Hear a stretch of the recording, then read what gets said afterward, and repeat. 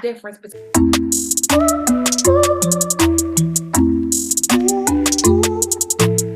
You got this, sis, and God got you.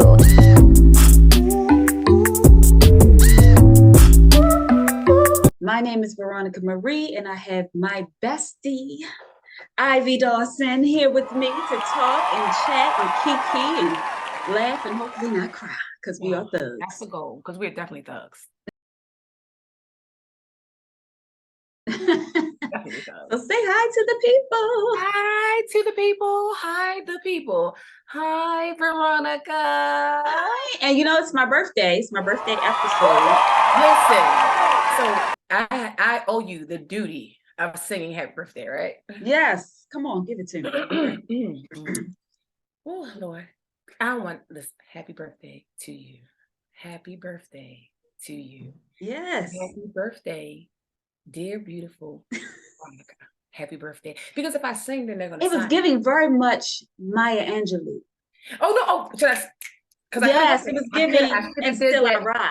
I said, Still I Rise. Listen, don't do it. I started to sing, but if I sing, then, you know, it's going to be record contracts. Then we contacted you talking about, can we get her? So I'm just going to just give them a little bit, but you know. Yes. Oh, I know the vocals are there. I know they are there. Oh, birthday girl. Yes. It's the birthday girl. You finally found somebody who loves wine just as much as you. Baby didn't hit the glass on my tooth. We're not starting that. We're not. Well, again, happy birthday, my beautiful. Thank you, darling. Yeah, you're getting on up there, sis. You're getting on up there. Oh, I love it. I love it. I told people. As you should. Told people. 41 is going to be great to me. 41 is going to be beautiful for you. Why would it not be? That's all we want to match my beauty. That's what 41 is going to do. Did you ever hear anything else? No. Right? That's what it is. So, well, my name is Ivy, as my beautiful bestie introduced me. Ivy Dawson is what I go by. I wear many different hats. First and foremost, and we'll talk about it. I'm mommy. Mommy. I am mommy first. I am a God-fearing, God-loving woman. I'm a spirit animal in that sense. I am an entrepreneur. I have a couple of new ventures and things I'm excited about that are happening. But it's a lot of this is looking real forward progressive right now. So a couple of things that I am, but just at the forefront, mom, God lover, entrepreneur. And that's me. And bestie to me. Oh my gosh, how could I forget that? Yeah. Let me run this list back. Okay. Yeah, come on, start over. Rewind. Okay. What I am first and foremost. In fact, I might as well just get a badge to say that. I am this beautiful mogul, say like woman. I'm her best friend. Right. And that's my first duty in life. Like when I wake up all the time, that's what it is. I'm like, oh my gosh, I am so honored to be her best friend. And that's what I wake up and say. And then I'm a mom, Yes. All of that stuff. And then God is next and all of that stuff. Yes. But that's what I do first. That's what I do. Yes. Well, baby, we're going to jump right in. So I'm going to ask you, when did your road to joy and peace start? Now, when you sent me that question. Yes. Because I am a thinker, right? You are very analytical. I was so bad. I was like, Javi, how can you give the short of the long? So, oh God, when did it begin? If I have to put a timestamp on it, and I have to word it in this language, is when I discovered how much of a core value peace was to me. I'm going to say I didn't figure that out until 2 years ago, almost 3 years ago, my brother passed away. Oh, and that's when things in my psyche, my life had to change. Yeah. So, I'm surprised that's when because baby, I feel like peace has always been so important to you. So here's the thing. So we're going to dive in. So before that, peace looked different for me. Peace looked like stability. Peace looked like success. Peace. It wasn't until I really had to understand the true essence of what peace meant for me. So I used to say really weird stuff, which I laugh at myself now. I'm a wolf of peace. God, that's an oxymoron. Like it is. And I used to really say, I'm going for peace. Like, I'm not gonna have this. I need my peace. So when I say that, when I really discovered what peace meant for me and how much of a valuable thing that was for my life, for my well-being overall, was literally in the face of grieving. So I can say prior to that, what I thought, I don't even say society, but when I say in terms of my dysfunctional life, what peace, what I thought peace was then, was what I pursued. And pursuing it never got me excited and have I ain't had none. That makes sense though. Now that you say it makes sense. Because I was like, you always seemed like you were not going to let anything disturb the peace, whatever peace you had. But I get that you're saying the meaning of peace changed for you. Yes. Yeah, it makes sense. Absolutely. Yeah. So when you were on, so now that you're on it now still, right? You're still on your journey? Because I feel like we're going to always be on a journey. When I tell you, it's perpetual. It's never ending. Every day is a day to get up and choose peace, or whatever things that I have in play, and the things I've learned and the practices that I do to keep a level of peace. Now, I'm probably the most peaceful I've ever been in my life. Okay. The goal is to continuously have more peace in more areas, to not let my peace be disturbed as often or for less amount of times. I don't think we ever gonna have full peace until we're resting in peace. Yes. But with the Lord. With the Lord, with our Father. Yes, with our Father. Absolutely. That's the only time. So I say, like, it's a perpetual, continuous, I don't want to say effort, but it's just, for me, it's practices. It's these things I put in play to maintain the level. Yeah, because that's what I was going to do. Like, I was going to ask you, what do you do to maintain your peace? For me, I've learned this, and I feel like I learned this from you, because you still do this. You put that do not disturb on, baby. Real quick. Put the do not disturb on. And I was like, every night. To start doing that, because my phone will ring and all types of, no, do not disturb. Every night is the do not disturb, and it's coming on and it's going on, because again, these are things. It's my apologies. It's the glare from my glasses is throwing me off, and then I'll be blind if I don't. So I cannot. I gotta grow up. I have to. So I'm sorry. What was the question again? What do you do to maintain your peace? Like I was telling you, I know that do not disturb thing. I've come to do that since I know that you do that. But it feels great. Don't call me after a certain time. Yeah. Or before a certain time. Definitely that. And for me, it's, again, I want to do the short of the long. Oh my gosh, there's so many things that I can say that I do to maintain my peace, because I've learned different skills, different practices, different processes. First and foremost, it's always, for me, protecting it.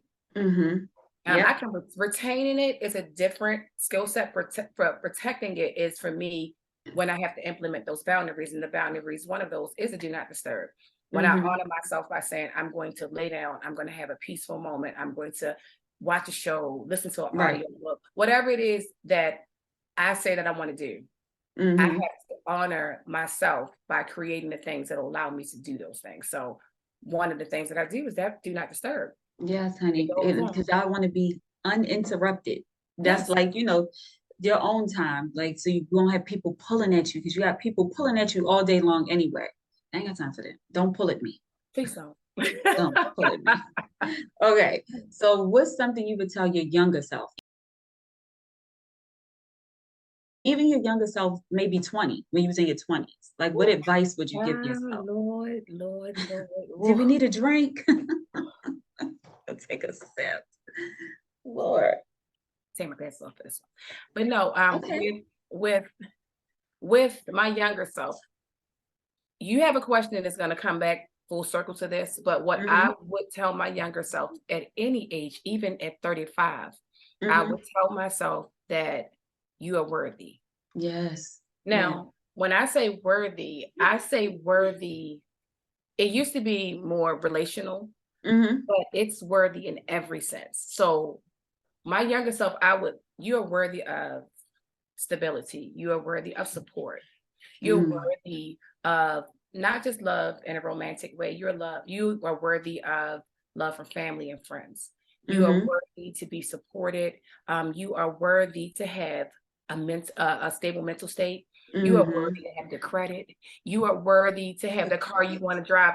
That was my thing when I didn't feel like certain things as a younger Ivy that that I was worthy of. I didn't deserve certain things. And that's just what it was. I would tell myself then, girl, you are worthy of it all. Yes, you are. All of it. Okay, Yeah. And see, I think I would piggyback. I know last time I said I would say choose me, but this time I'll say you matter. Like, I think there's a time because I don't choose me and I choose other people, it makes me feel like my feelings don't matter, or, I just felt like I didn't really matter. I had to put that to the side and keep going because you got to do this. I was a mother at 17. So yeah, life changed quick. Life changed quick. Okay. Same here. It's just, Lord. and it really is like we were talking, it's going to maintaining peace. What I learned when my brother passed away, I had to do a lot of introspect, a lot of work on Ivy, and that is what keeps me stable and keep me at peace presently. Prior to that, like I said, those chasing those phantoms, those things that we put in place, I'm saying for myself, that's supposed to look like peace, like a quiet house is supposed to look like peace, or a bank account with a lot of money. And I've had both of those a plethora of times. I had no peace at all. Right. Like none whatsoever. So when my brother passed away, two things happened, two major caveats in that. One was allowing or being able to delegate.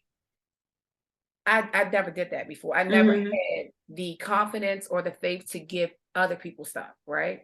Or to not be the biggest support in the room, or to like you said, put yourself first. I would go through things and still stretch myself to extend myself to other people. Yeah. And so in my brother's passing, in that grief, I could not. Right. I didn't have the bandwidth to do any of those things. And somewhere in that time, I realized that stuff is getting done. Like you don't have to be at the forefront. You don't have to be that. And that was, God is amazing. Like how he works stuff out. Like, no, I mean, really, like listen, it's like, what is it? A conundrum is he's doing one thing on this end and doing something totally different. And so in that, I didn't see that, of course, until hindsight, that he was showing me that a part of me maintaining my peace is really honestly being able to be supported and understanding that one, I am worthy of support, so that I won't have to be pulled here, like you said, and pulled there. Right. And that was the first caveat for me.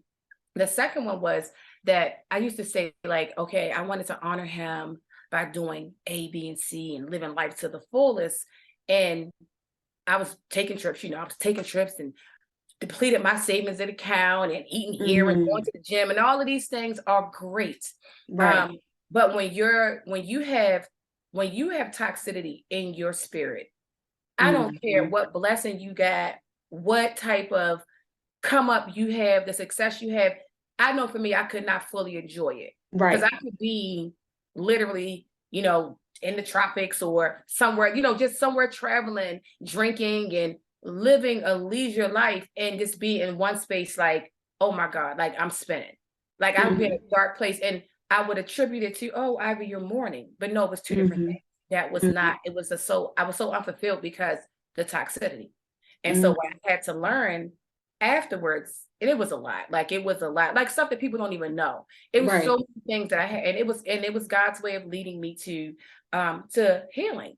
And so when I would have these moments and I was trying to just like, God, give me something, like give me something. Because on the surface I can do, like, I can travel, I can, be supportive to my friends. I can date, not date. Can girl, you date? Because your girl can date, right? your girl be dating. Yeah, as you should. She gets a date on. But I was doing these things and it still was not fulfilling me.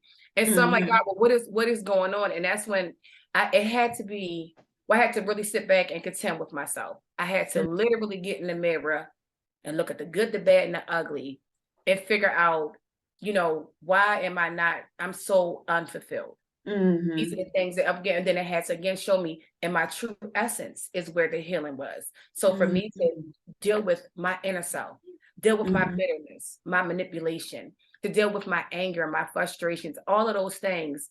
And it really helped me see myself first and foremost. That one, you are flawed. Flawed. But then it also showed me grace. Because the same grace that I want God to have for me allowed me to have grace for others. In turn, when I have grace for others, and this is what I learned, And I really did. Listen, when you grace people in their carnality, in their human space, you cannot be offended. Yeah. And when you can't be offended, you cannot be mad.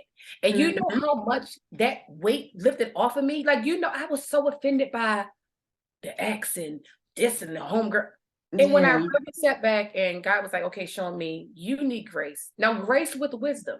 Not grace to let them back in your life, but grace to say, okay, they're human, they go this, right, stay away from them. So when I did that, it's almost like fighting a kid. Like, how can you be mad at a baby? You know what I'm saying? Like, how can you be mad at one who has issues like you have issues? So the thing is, to answer your question is, one, allowing other people and having enough faith and knowing I'm worthy enough for other people to do stuff for me.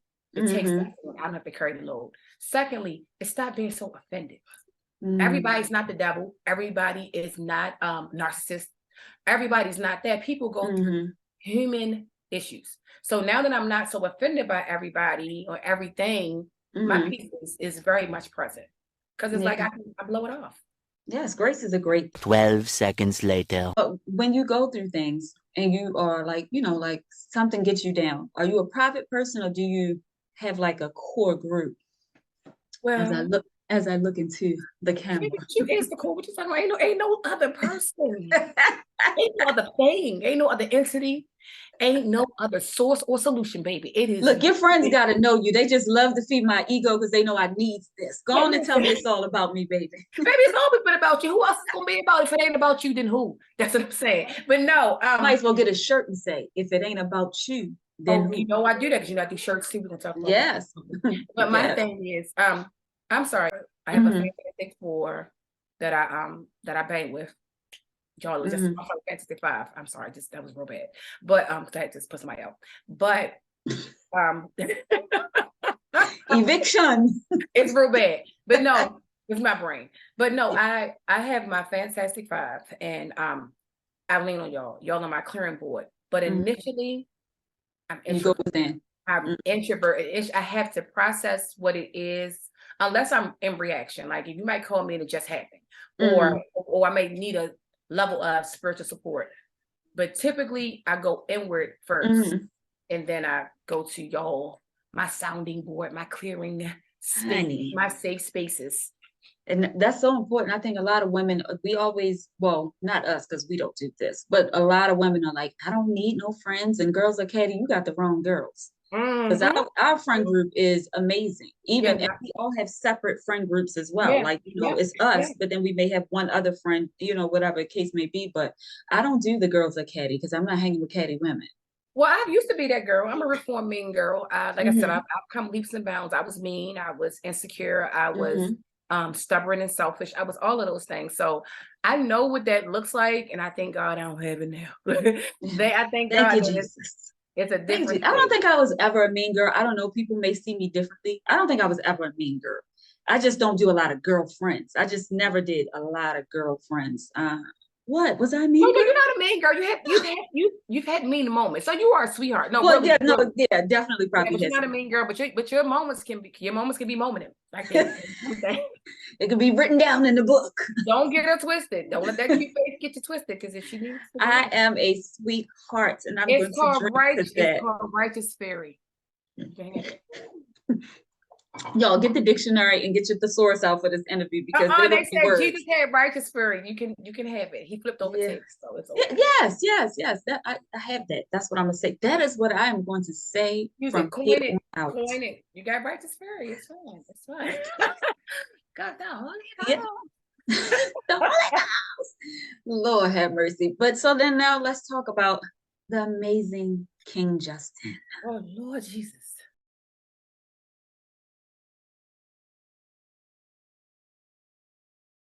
Yes, tell us about my amazing King Just. So what do you want to know specifically? Do you want to go here? Do you want me to just give you like, So I'm gonna ask you one thing because I think I know this, but I don't know. How old was Justin when he was diagnosed with autism? Justin was diagnosed at 3 years old. And we didn't have a sign. When Justin I knew that there was something different. Justin is my fourth child. I was 34, 35 when I had him. I can't remember. And it wasn't like I was new to this. I knew that there was something different. But of course, in our community, autism was absolutely the furthest thing from my mind. Maybe ADHD. Yeah. ADHD. Even down to him, because he had a communication lag, so he wasn't speaking on the, the level of a 3-year-old. He was not, so he was doing like one word phrase, pointing, but he could read, he could multiply, he could add, but it wasn't in a dialogue. It was like he would randomly do stuff. So my good girlfriend Delita, who is a professor, amazing. She was my supervisor, my friend, my sister girl, and she was actually in school getting her doctorate, I believe, and she did an early childhood development class, and I was doing her hair because sometimes I do hair, but I was doing her hair. Multifaceted. I'm lying, but but I was doing her hair, and Justin was going to the microwave, and he was saying, and his octave, his voice, now I know what it is, but back then he had like a very high octave, and he would say 11, 22, 33, 44, and we're like, wow, and she's like, okay. And I love her. She's such a social worker. She's so amazing. And she is a great woman. At that time, very much. And she was like, hey, might want to get Justin tested. So I'm like, for what? So she was like, maybe he may have a little bit of autism, like Asperger's or something. So I'm like, okay. At that time, me and my ex were together. And so when she left, and I was like, oh, it seems like, well, most Black men, no, nothing is wrong with him. But if anyone that knows me, I am a full-on advocate for my children. Yes. And a little bit of a hypochondriac. So yes. So when she said it, I took him directly to his pediatrician. And I'm like, hey, so I'm telling her, she's like, well, because he would come in the office and he would say 3, and he would read it. Like he would read it. I was like, well, he's only 3 years old. He's reading and this, that, whatever, and give him some time. And I'm like, well, okay. So you don't think, well, we don't. He was like, no, he seems fine. And typically they don't diagnose until they're 7 years old. So I'm like, well, here's the thing, ma'am. 7, that's okay. Well, wow. that you got to take into account again, that was almost 8 years ago. And granted, it's not that long, but things have evolved. So she's like, no, we can. I said, well, here's the thing. No disrespect to you, to your skill set and your craft, but you are a family practitioner. My insurance requires that you write a referral for a specialist. So my request is that you write a referral for a specialist so I can take my son to be evaluated by a specialist. Thank you. Right. One thing you're gonna do, baby, is get the job done. Oh, baby, it's not a game right here. So what I did was I took him to Kennedy Krieger. We ran him through, because at that time, autism clinic was fully like booked up. So we had to wait for him to get evaluated. In the meanwhile, they ran him through behavior to rule out ADHD, ADD, all of those things. And technically his specialist, she kind of unofficially diagnosed him, and she was like, yeah, based off of, his characteristics, the things that he's displaying, he definitely has autism. And so shortly after that, we took him to CARDS, which is the Center for Autism Related Disorders in Baltimore. And we've been rolling since then. But he's amazing. It's a teachable moment, because I went straight back to that doctor. Lord. I said, honey, here's the diagnosis. So what I said to her was, look, my request for you, because it says a teachable moment, is that if there's ever making a request, because just sign the paper. They could easily just told me no, he doesn't. That's fine. So I waited. You know what I'm saying? So well, that's good. I'm glad that you were, I don't want to say forceful, but determined to advocate for your son, because a lot of us will go to the doctors. Oh no, they fine, and then you go home. Because the doctors are, pretty much, they are our heroes. They are literally, they're the educated ones. So, and then especially when you don't want anything to your child. Like I didn't want Justin to have autism. Right. I was hoping they would have said it was not there, because when I actually got the actual diagnosis, I cried like a newborn baby. I'm talking. I was so hurt. So it was like, Yeah. of course, but I could not allow him to possibly have something and not address it. And Right. I just, it's, yeah. So why do you think he was hurt? You think he was hurt because you feel like the world is going to treat him differently, or was it more of Oh, a you plethora of thing? things. Yeah. I just wanted, like, quote, I wanted a normal kid. Like, Yeah, I quote didn't unquote. see this. Like the steps that he's making now and the progression he's made, I didn't Mm-hmm. see that. What Right. I knew of autism was very, very minute. Mm-hmm. In my ignorance, I didn't think Black people got autism. I had Mm-hmm. known one person who had an older son at that time. Bless her heart. He was the only person that I knew who was diagnosed with autism. I'm sure Mm-hmm. because they always give the Black boys ADHD, put them Right. on medicine. So I'm sure that somewhere there was a misdiagnosis, but I had never met anyone who was diagnosed with autism. And I Yeah. just automatically thought that, again, TB, it was a white people got it. I didn't think Black boys got autism. So I didn't know what that was going to look like for him. Like you said, to be Right. treated differently. I know we were coming up, and I hate to use this term, but it's just for a point of view. We were coming up, autism, people that had autism, where they called them retarded. Oh, They called yeah. them retarded. Like, so it's like, Mm-hmm. I'm very protective over my children. I just didn't know what normalcy was going to look like for Justin. Yeah. And I think Yeah. that was the biggest fear. And then, Justin's not my first child who's had a diagnosis. I have Mm-hmm. my 17-year-old had a lot of stuff going on, but it was a physical thing. She had, lung issues, heart issues, those things. Right. Not to say you can fix them. Those things you can Mm-hmm. work on it, with certain things and treatments, they can improve upon. I couldn't Right. think of, again, me being in control and trying to create how do I fix this? I can't fix it. Mm-hmm. So I think that was the most discouraging part at that time, was that, I don't know what to do with this. Right. Yeah. Well, he's doing amazing. Girl, that thing is something else. He is. And we love him. But We adore him, but that, we love him completely. listen. And that's a good testament to have to people that may just got a recent diagnosis that their child has autism. Her son is doing amazing. Like he's My, amazing. my son he's progressively doing a lot. And I think that Mm-hmm.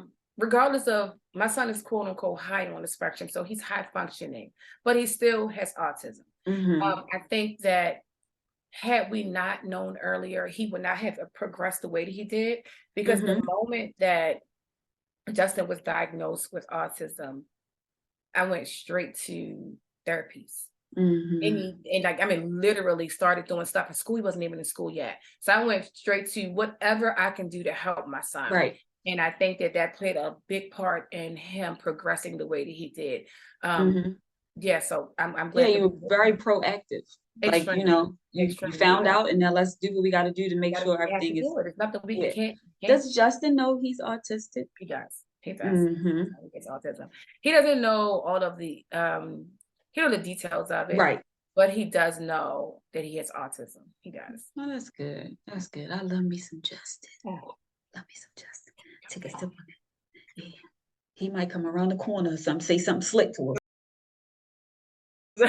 Oh, seriously, you can always get that. Kid is hilarious, like hilarious. All right. Let me ask you a little question. This wasn't on here, but I'm about to ask you something. Come on, let's go. How do you feel about dating?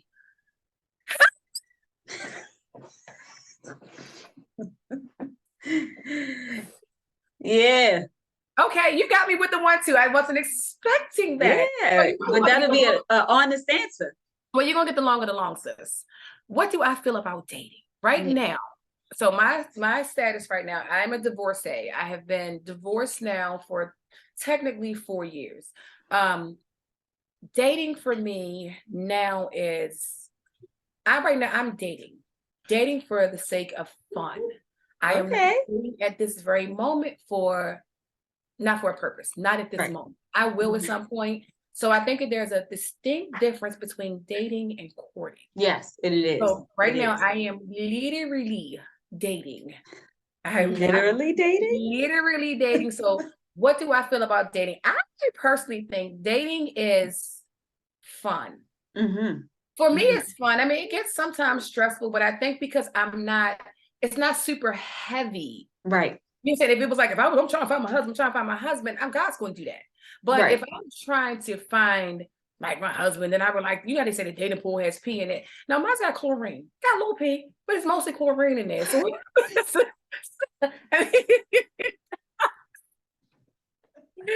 my dating pool has chlorine in it. And so, I mean, for me, because I am a standard girl, in my whole process of peace with understanding myself, I understand what I want more. At one point, I started off as I didn't know what I wanted, but I knew what I did want. Yes. Yeah, so we could go with that. And granted, what you want is opposite of what you don't want, if that makes sense. That's I didn't know that at first. I couldn't put that together. My brain wouldn't let that happen. So dating for me is fun because it really is on my terms. Like, don't get me wrong, sometimes these Negroes get underneath my skin. But you know, your girl will get low. She'll get low and she'll get out of there. Yeah. I had to learn how to date myself because I never dated myself. Like I was telling Tish, I never took myself out. You know that. I just started going out by myself. I've only been out 3 times, but you know. Yeah, I love that. I chuckled. I chuckled from my gut when I saw it. But you know, because guess what? I be out by myself, but then I'm FaceTiming you. So is that still really dating yourself? Yes, because we are one. What we talking about, like, baby? We won. What you talking about? We gonna. I like what. That's another thing. I've always dated myself. When I was married, I dated myself. I believe that for me, I have to de-escalate from life. And sometimes I always, even on trips, I need sometimes space to myself. So, and I don't got no patience, baby. So I ain't waiting. I don't want to wait for you to. No, I need to go to the movies. I need to eat this food. I need to have these drinks. And I guess dating would be fun. I'm not dating. You are full on on a whole situation. I let him have you because he's a good brother. I like the brother. That's my brother. I let him go ahead. Yes, we like him. We like him. We love him. Do. But I always tell people when I tell the story about this man, this man that God has sent me, because that's what I believe happened. Yeah, I wrote it down. Like I was intentional. I think I'm at a place where I might have been here. No, I think I just got here. I'm at a place where I just want to be settled. Okay. I want to be settled. And I knew that my husband was going to come quickly. I think God is doing things expeditiously for me in these moments. I think the glasses are hilarious now that you put them back on. They're beautiful. They look great. But now it's like I'm in therapy. Expeditiously, huh? Expeditiously. You might get an invitation quick. But here's the thing. I think I was intentional with what I wanted. I wasn't looking for Kenji. I have a prayer box. I wrote down in my prayer box what I wanted my husband to look like. And I left it alone. Okay. And thought nothing of it. Like, you know, I was not even having sex. Like I was just chilling, chilling for a moment.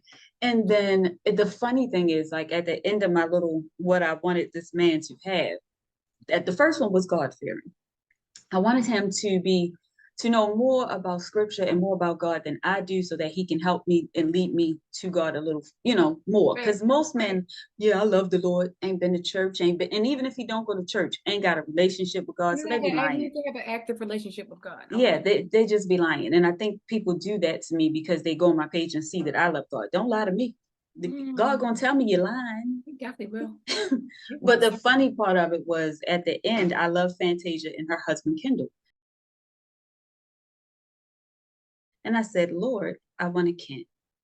And I said, make it plain and simple so I know that this man is the man that you sending me. And gave me a Ken. Oh, bless your beautiful heart. Girl, look at this little earring that fell out my ear. Tania gave me an earring with no back.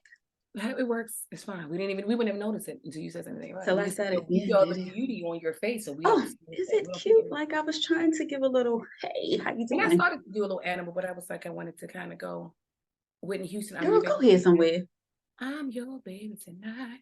It's giving that. It is the turtleneck. Everything is definitely giving me Whitney. favorite Whitney song anyway. So it's just I love that song Oh, too. I love that song too. Yeah, but dating is cool, I guess. Dating For is people to. like I said, to me, it's you create the narrative. Right now, Mm-hmm. I do feel like that there's some preparation that God is doing, but I am all for Mm-hmm. God's timing. And it's only because like I said, I'm divorced. And it's not like, Right. I haven't done these things before. Before. But my Mm-hmm. thing is I'm divorced. At one point in time, I was like, heck no, I'm never doing it. No, Not with the even the hillbilly. Never gonna get married again. do that. That's kind of where I was at. But it was like, God started showing me things, and what I'm learning in the way that I'm dating, it's oh yeah, there it is. Yeah. But in the way that I am dating now, it's it's what's serving me. And when it doesn't serve me anymore, then I no longer do it. And that is nothing negative to the person. What I'm learning is, again, I always say this, what's a match for you? Like we have to go past, the superficial, what it looks like and what it feels like, and really be like, at our core value, is this a match for me? And that's what I do. If it doesn't match me, it doesn't say anything about that person. Right. It's just not a fit. Us. So for me, it's like, I'm having fun because not only am I dating, we was talking about dating. Yes. And I was saying that I had liked it. Not liked it. I was okay. Of dating, because I date, I create the narrative for my dating life and my dating experiences. It doesn't always go the way that I'd like it to go, but when it doesn't go the way that I need it to go, not in a selfish kind of way, in a very unselfish way for both myself and my participants, what I do is pull out. And I date men that are beautiful. They are delicious. They look very scrumptious, and I'm very happy when I'm sitting across from them. So I cannot deal. I date men that are delicious. Okay, they are delicious. They are all over 5'11". They all have great teeth. They all have. They're just. I like pretty. Good looking men. I like good looking brothers, and that's what it is. So it just for me, when it's not that, and not that they have to. I mean, like I like handsome men. So yeah. But my thing is, it's just for me with the dating portion is just, again, you create your own narrative. I'm in a space right now that sacrifice is not necessary. Effort is, but not sacrifice, because I'm just dating. So that's what makes it. I like it. I have fun, but I mean, again, if I was in a different headspace, which I know it will be in terms of dating for future tense or really dating with intention, then my dating rituals or practices will change. They have no choice. Yeah, because you'll be dating with intention. But right now, the missus is out. Oh, they call us savage. Humble savage. Cheers to the savage. Oh, look at mine. That's a problem. Baby, you gonna have to pour some more. So humble savage. That's what they call it. What is that? Well, humble savage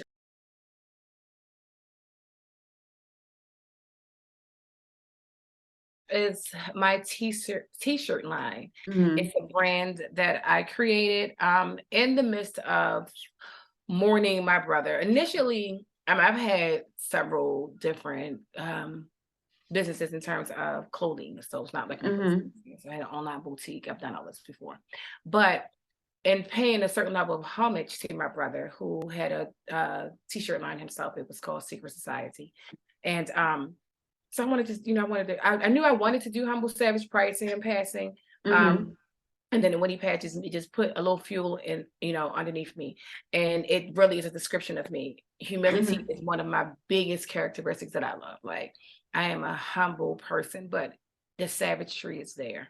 So at the event, it's needed. It's like we were talking about that righteous fairy. Like, if it's like a balance. It's a balance.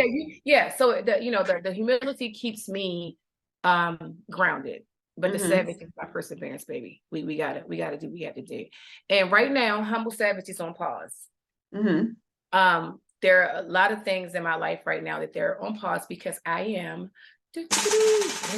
Drum roll, please. I am entering school. Oh, you ain't got no more. Oh, you got a little bit. Go. Oh, should I? Girl, this is not a shot. You're not taking a shot of wine. Okay, well, come on now. Don't do me like that. This is not a shot. You took a sip. But no, I'm starting school. I am super nervous, excited. I believe in slowing down to speed up. Yes. And there were things that, like, I have a business that I have for 7 years. It's called Spirit-Led Success.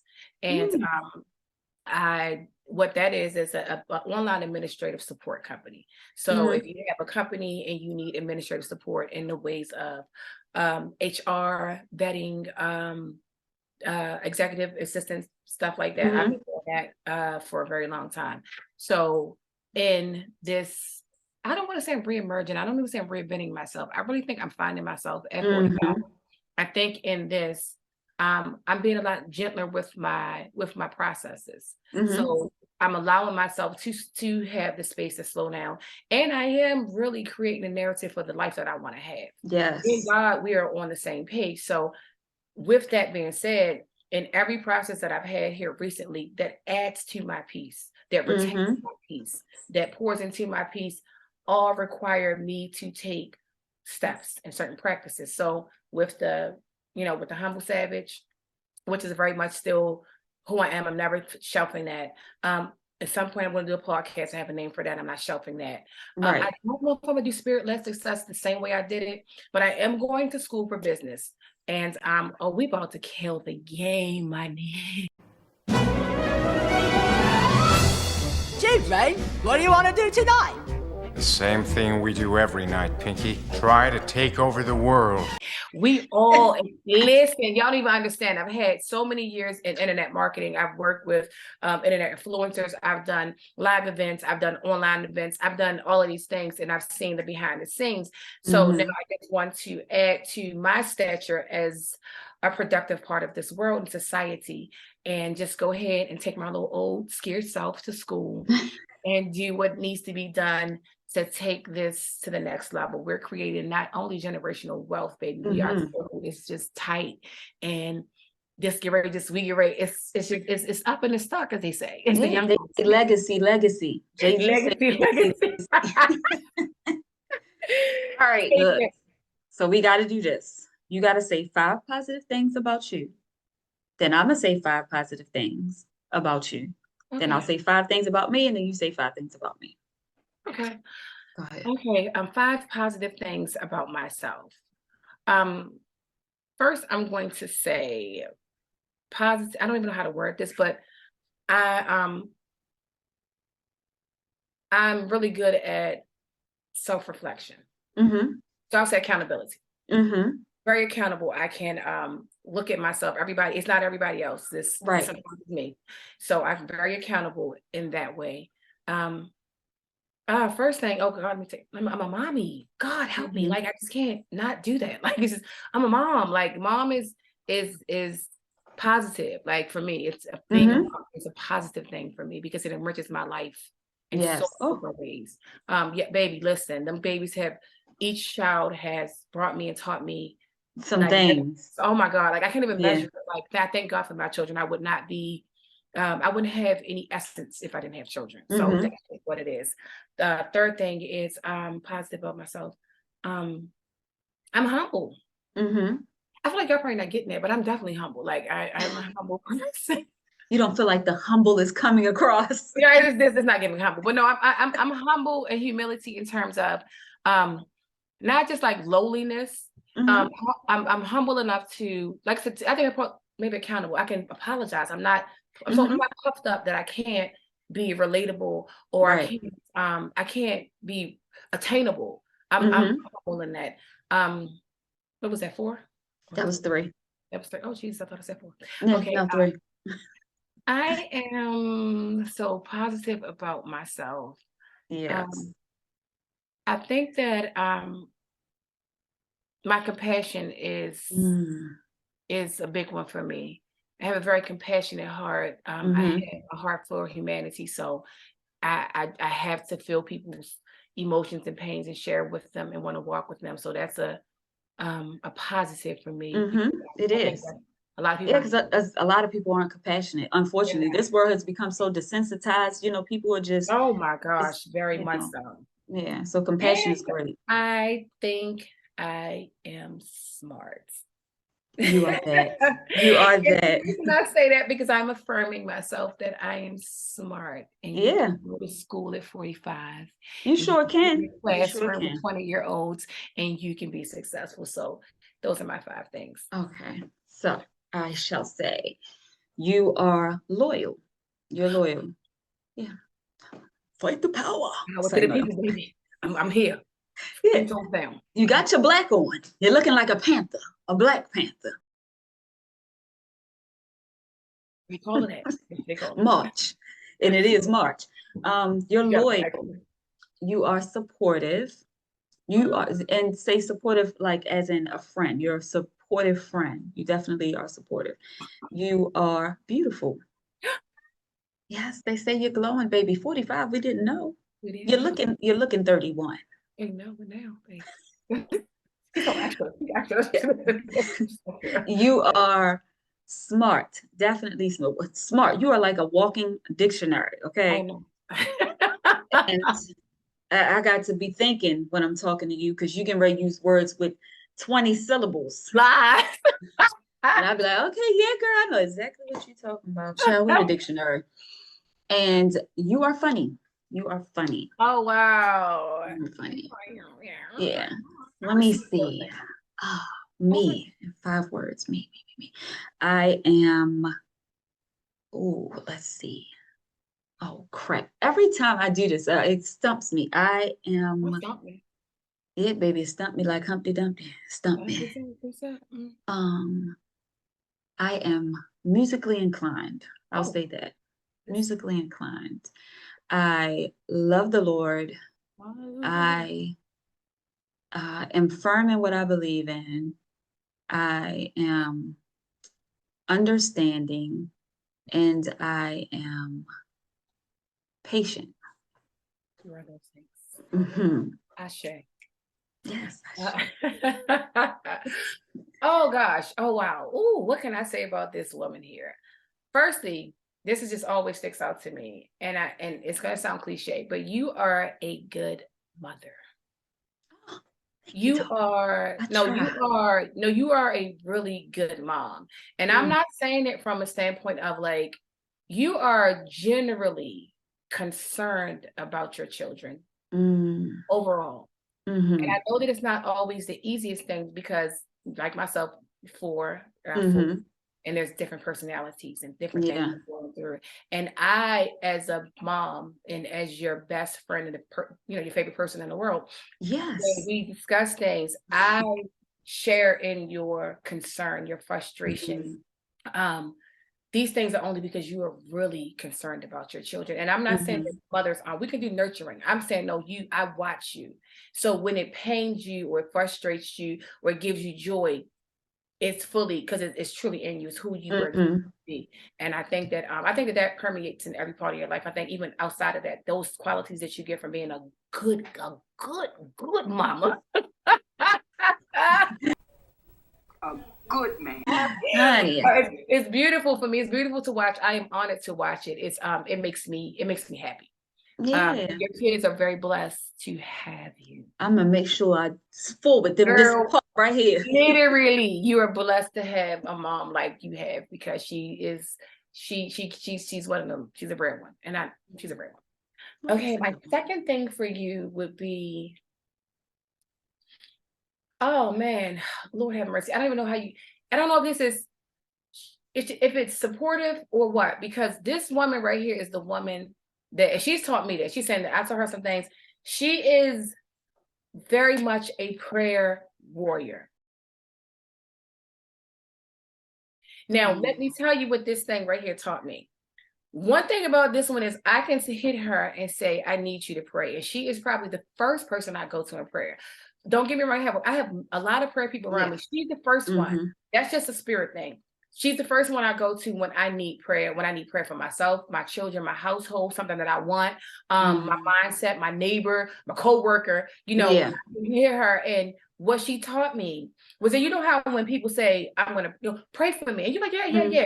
Your intentions are, well, mine were, but I wouldn't mhm, pray. This thing will stop at that moment and pray. And I think mhm. that is such a admirable thing because for me, it always made me know that like it taught me that first to do that because Mm-hmm. you honor your words, your Yeah. words save your life. So when you say you're going to do something, do it. It makes it, I'm gonna say it's more effective. Like if I'm praying for that moment, it's at the forefront of my mind. I can really go to God in this. I'm not gonna forget about it and give you the end of my day because I'm tired. Oh, by the way. So I Right. think that was so, I really appreciate you for teaching me that because Oh, really, like seriously, girl. like And I do it because if I don't do it now, so much stuff happens in my day. That's why I always say, what's their name? And I'm praying for them now. yo, So I she forget cares for first and last name and everything. And listen, this she got the call and look, she got the call of the bishop. There was we gonna pray about this. What's the last name again? She goes, Spell it to me. Spell it to me. no, just spell it. Spell it. How you spell that? Oh, what she's gonna do is gonna pray. And I think that's a beautiful attribute to have in your life, to have someone who really prays. And prayer is such an intimate thing with you and God, and anybody that prays for you really loves you. So I appreciate that. Definitely prayer warrior. Great mom. I'm gonna say you have evolved. And I love to see the forward progress in your life. Like you've always been a good person. I've seen you work through, getting your patience up. I've seen you work with getting your temper a little down. I've seen you, always have compassion for others and grace people, but I've seen you evolve in those places. So let me run that back. So mom, prayer, good-hearted person. Genuinely one of the best hearts that I know. And I know a lot of people, good heart. Like I can't say anything negative. I don't even know people that can say negative stuff about your character. You know, like her heart is really genuine, it's pure, and that's just it. You're gonna get what you get from her. She's always going to be upfront, but she's a little rough sometimes around the edges. but it's genuine. So it is. That for me is like that's the genuineness of you. So I appreciate that. And then I also say that has evolved also. So I should so you have evolved. I like evolved. Yeah, you very much so. Like very much so. You didn't start from this low level, but you're definitely, I can see getting up. Yeah.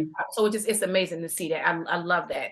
And I'm gonna go ahead and say witty as hell. I am funny. Funny. I was gonna say funny but I didn't want to be like, oh, you're just kind of saying that. The wit is unmatched, my people. Y'all don't understand the laughter the stuff that come out this woman's mouth is like she should be a battle rapper because it's so often the moment that she thinks about it, you're like, that's brilliantly funny. Like, dude, that's how I literally cry on the phone. Yes, we have good times. Oh my gosh, and he's talking about vicious with the nicknames, baby. Honey, and I seen that meme and it was like, one thing me and my best friend gonna do, we're gonna give you a nickname. Oh, baby, the nicknames Big will come. And I was telling you, 90% of the nicknames came from this thing right here. And they are so befitting. They literally, when you hear them, it's like their mama should name them that because that's what she said as it is. So the wit is unmatched. And yeah, and I'm grateful. I thank God not a bow and arrow, a boomerang. Lord, help her out. Our evolving sisterhood. Yes. I thank God for years. I thank God for you accepting me in my not so good places. I thank God for you gracing me when I wasn't graceful. So yeah, and when you dump me. That's okay though. Like a bow and arrow, I come right back. As you should, baby, because guess what? Who gonna do it without you? Not her right here. She ain't. Look, ain't never cheers to that. Y'all don't got enough of the cheers anymore now. That's like my favorite part because I was telling Tish when I talked to her, like we don't say enough good things about ourselves. Oh yeah. We don't. And then it's like, it's hard. Like I had to actually think like, Dad, what I'm gonna say nice about myself. I don't want to just be like, oh, I'm cute, I'm pretty. Like, no. Like some deep, Oh, you that. Without I wish a nigga would say, oh, God, no. All right, so no. I had said something, but I'm gonna say this. I'm gonna piggyback on what you're saying as far as the whole we don't say enough positive things. My therapist, which I am a full advocate for therapy. My therapist, when I first met her, I think the second time we talked, and she was like, you speak negative to yourself. And it threw me because I'm like, not me, not Miss Positivity, like not her. But what she said was when she heard me say phrases like, I can't.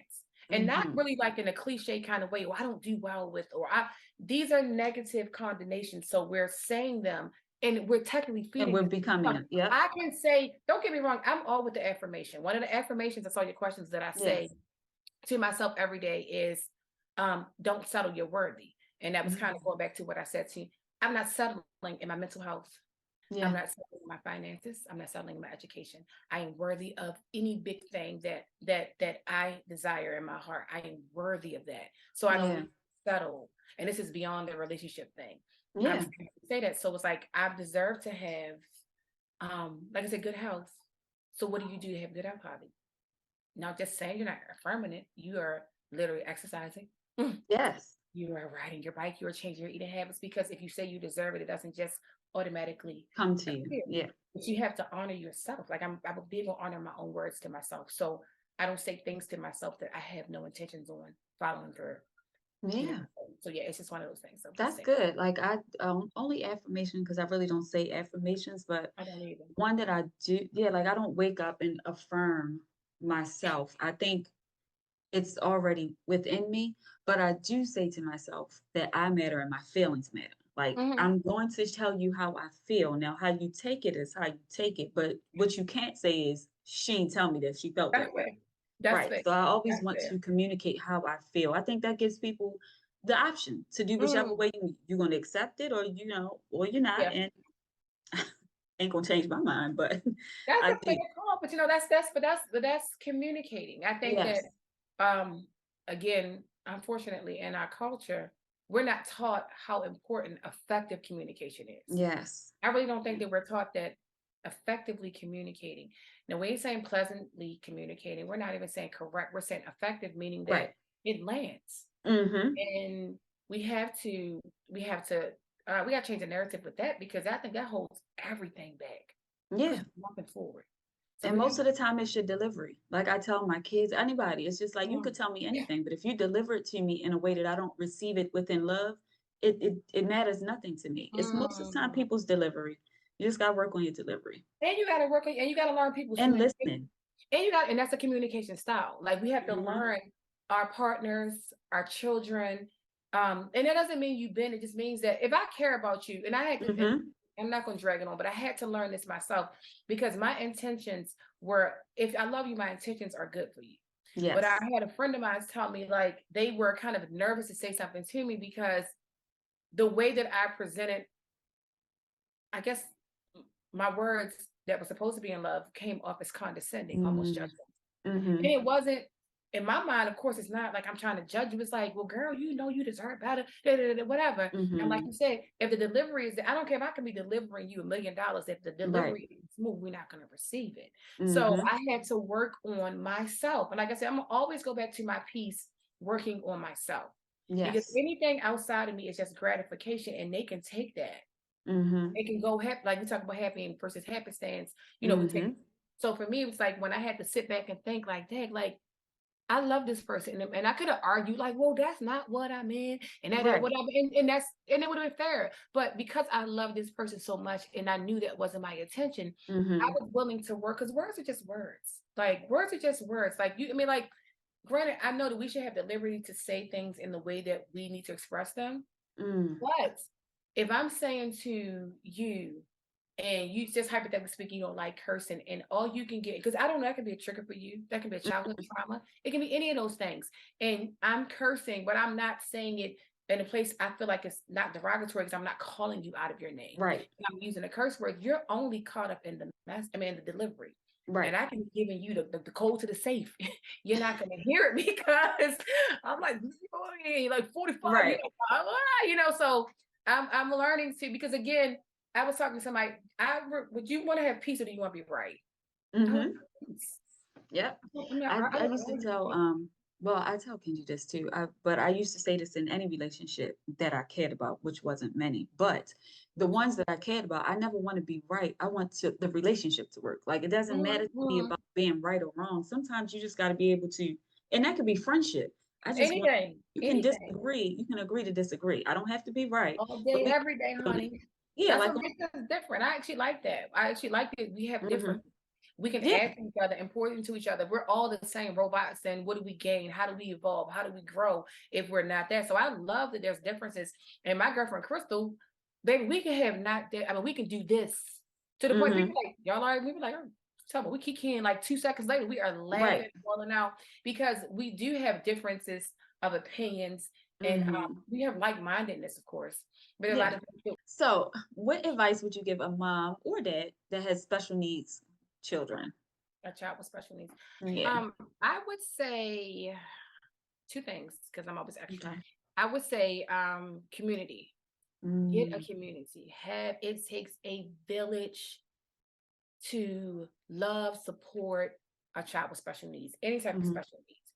Have a community. If you don't have family or friends, get in a Facebook group. Yeah.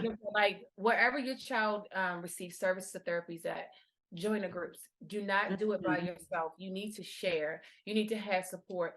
I can tell you right now, I can say something about my son to any one of y'all, and y'all will be like, "Oh, wait a minute, that don't work for him. No, he need routine." Like you guys know about it, about my son. So I say, have a community and then be educated. Just get education about it, those type of things. Be supported, and then always be at the front line of your child's care. School, therapies, doctor's appointments. And I'm talking about ask questions. Yeah. Write stuff down. Whatever they tell you, whenever you want a decision or if your child has to go on medication or whatever, get the informed information constantly. Challenge your doctors, challenge your school teachers and leaders. Do that because I notice this right here does not get the attentiveness without you being proactive. Yeah. You really, and if I just let my son certain things, I have to make them be accountable. We going straight, okay, this is happening. And I'm not coming in to fight. I used to fight. I don't come in to fight. I come in tandem. We are partnering because the thing is, the goal is for Justin to have what is best. And I used to come in hot all the time because you ain't gonna do my son like that. And then again, in learning to communicate more effective, we're a team. I'm emailing his special educator, his para teacher, his counselors, teacher. Hey, how can we work together to help Justin in this?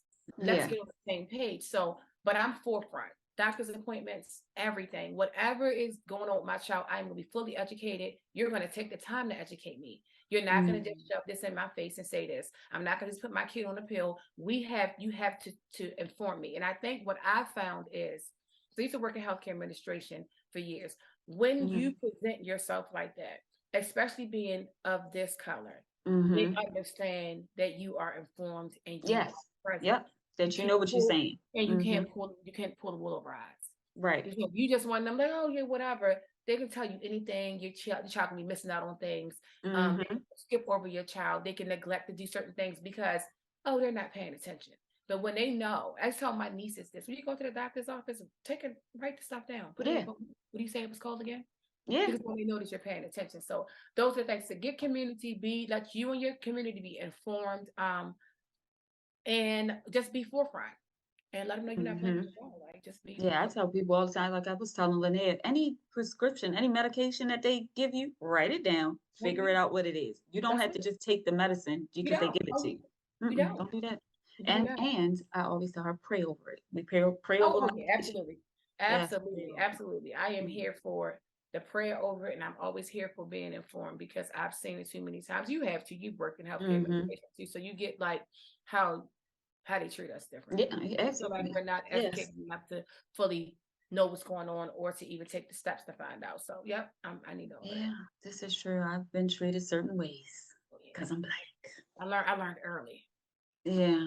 Well, I know. Well, when I was working at Hopkins, I was pregnant with Demetrius. Here's a little story, fun fact. Let's go to the story. Fun fact. Let's see. I had Demetrius when I was 28. So I was probably 27, 28, one of those ages. And I worked at Hopkins, and I won't say no names, but this white lady told me, you ever thought about taking birth control? Wow. So I let that one slide a little bit. Then she told me I could go and have my baby in front of a tree. Well, see, back in that day, that's like you said, I'm working on my temper. That didn't land well with me. What is it right with? Pregnant and all, they had to escort me out because first of all, that sounds a little racist. Like, why am I having my baby Absolutely. out in the Yeah. field? Yeah. Like, what are we Yeah. saying? And then how do you feel comfortable enough to tell somebody you ain't ever think about taking birth control? Excuse me, last time I checked, I was grown. And ain't nobody taking care of me. I'm not on welfare or nothing like I have a job just like you. So I don't know. But yeah, they definitely when they and see I was young and they were all older than me. They definitely if you're black and you're young, they treat you a certain way as well. And the thing is because they got away with it. And then they've gotten away with it too. And the thing is you took a hypocritical oath. There's things that they're held to the fire with. So with me, I love to challenge your guidelines. Let's not do this. You got a policy. Where's it at? You're not saying tell me anything. Like you can't tell me anything. So Yes. that type of stuff, I eat that stuff up. Like, oh, you said what? Like I'm Baby, not at 28. I didn't have that. well, Ooh, I 28 I had was to. because I was getting played with at 17. You know, I haven't Mhm, been 17 playing with me at 17. I was getting told mhm. all kind of crazy stuff, and I'm coming in for stomach pains. And y'all testing me for STDs. I wasn't even having sex. Like Right. I had heads, of course, but I was like something for like a year, and I'm like, no, something else. Y'all not looking for appendicitis. All of this. Mhm. It could be anything. And the first thing you do, because I'm a young black mom at this point, you keep testing, Right. saying y'all not having sex. Like what you talking about? And So that's why the death rate is so high with black baby, women. yes. And I was, like I said, and I Mhm. was literally like 18 years old. And that's when I mean, it wasn't like a cognitive thought, like, because I just knew I didn't want to be treated like that. And I Right, didn't like, absolutely. so That I when knew I like, was going in to have Linnea, the lady told me, they have to check your cervix. Of course, they do it with their hand. And I said, ouch. She said, well, what you think the baby gonna feel like coming out? I said, yeah, no, this is something. And I had my baby at Union Memorial. I never went back. I had every other baby at GBMC. I yeah, said, you're absolutely. not gonna treat me like that. No. And the thing is, if we do this more often, and I found out, because I was an outreach counselor for Jesus, I want to say maybe 12 years. Mm-hmm. And so I worked for Johns Hopkins University. That's where I got my certification from. And then I worked for a nonprofit for 8 years. And that was one of my things that I would, we would do. Many Right. different, we work for a nonprofit, you go where the money is. So I was facilitator, tester, I did Mm-hmm. all kinds of things under my umbrella of counselor. Mm-hmm. But that was one of the things that was high on the totem pole for me when I went out and facilitated was, listen, you can't treat us like this. I don't care if they're getting high. I don't care what healthcare disparity they may have. You can't treat us this way. Right. And I'm sorry. No, you're fine. And they still treat us that way. Like even when I worked at St. Joe's after I had Demetrius, my boss was like, she was telling me something. So then she brought me in the office. She said, I just wanted to know. You ready for this? Mm. I swear for God, she said this. How does it feel to be on welfare? What? I swear for God. And God, I shouldn't swear. I was floored, and then I was still. See, that was still 28, 30. I was still, but Wait. I won't say I didn't react like that. I just said, I'm not on welfare, right? And more white people are on welfare than black women. Right. What we doing? Like, how, Why girl? was she asked you that? Like, I'm well confused. Baby, I'm confused. I'm at the same job you at. Why would you ask me that? Why would I be on welfare? Why is she put you aside? Like, it's almost like, can I touch your hair? Like, what are we doing? They do Like, that. They do that. The lady told me, oh, I didn't know. But just now, as the job that I'm at now, she's like, oh, can I touch your hair? Because you change your hair so often. Don't touch me. can I touch my hair? Don't touch me. Like, that's not I cute. am I'm not not a a quiz dog. I'm show. not an I am animal. not your animal in the cage for you to do this and come and pet. No, don't touch me. So yeah, then I come up as And an angry some of black. them may not know it's offensive, but in my opinion, most of them know it's offensive. You gotta know it's offensive because Mhm. it's a personal space. Like it's your personal. So just like you want to come put you want to touch my tongue? Like it's like you want to touch you want to touch my personal space. I don't take your personal and put it on my personal. Right. It's always inappropriate. Like It is. I don't think it's okay to just rub pregnant women's stomach Nope. without asking permission. Mm-mm. Don't That's touch what me. I don't want, we're not sharing spirits and stuff. Don't touch me. No. Mm-mm. Nope. I never let anybody touch my belly unless they ask me. you hear my But son? yeah, no, it's just The weird. infamous Dustin Moore. Is he? Jay, my Yeah. beautiful I one. would I say, appreciate just tell you. me happy birthday. It's my birthday. Happy birthday. If it's your birthday, make some noise, noise, noise, noise, noise. Oh, okay. Okay. Birthday. Hey. Happy birthday. What did you Whose do? birthday is it? That's what you Happy said. birthday to Uncle Veronica. Happy birthday. Oh. Come around. Real quick. Chop, chop. Come on, make your debut. Come on, child. I ain't never seen that. Come on, like Michael. Hey, Justin. Say happy birthday. Happy birthday. Thank you. Thank you, Justin.